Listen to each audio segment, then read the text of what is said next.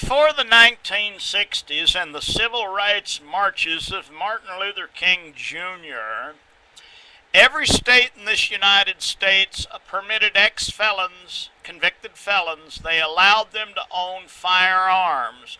No regulations against it. And they were allowed to protect their lives and the lives of their wives and children without being denied this right.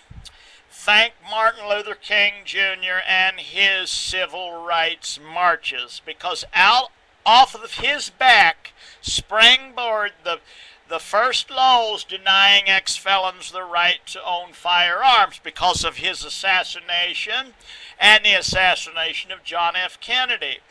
The sensationalists, the anti-gun sensationalists, the hardline on crime types, used the sensationalism of Martin Luther King Jr.'s assassination to justify the first socialist form of gun control in this country in the 60s. And this has advanced their ideology, their unconstitutional, evil ideology, advanced and continued to grow like a snowball rolling down a hill, to where most states in the United States and the federal government denies ex-felons the right to own firearms for self-defense and the protection of their children and families. And this is evil. Also, which springboarded off of the civil rights marches of 1960 was the passing out of criminal records to the public. And to this day, you have private companies that are making millions in offering people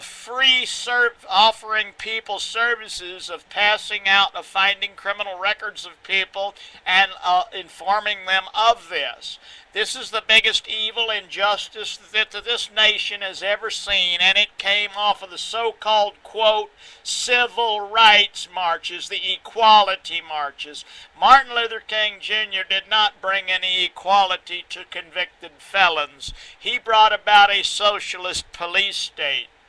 And another thing to be noted about Martin Luther King Jr. and all of your black civil rights marches and your black activists were they promoted the ideology and got the laws passed that would give them the ability to racially tear down white males by suing them if they refused them a job, by suing them if they refused to rent them a home. Even if it was better, it would be better for the white man to get a job or get a home than the black man.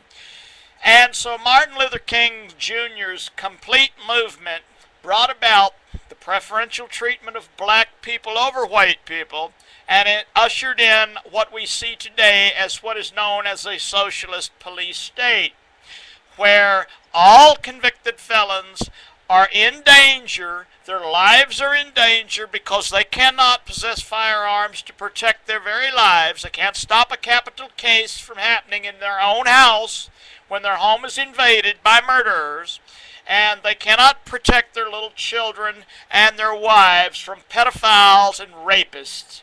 And so we are reaping what we have sowed. We have made our bed with Martin Luther King Jr., and this has been the worst injustice to white people, convicted felons, that in this nation we are a group of people who are discriminated against worse than any group of people ever has been in American history.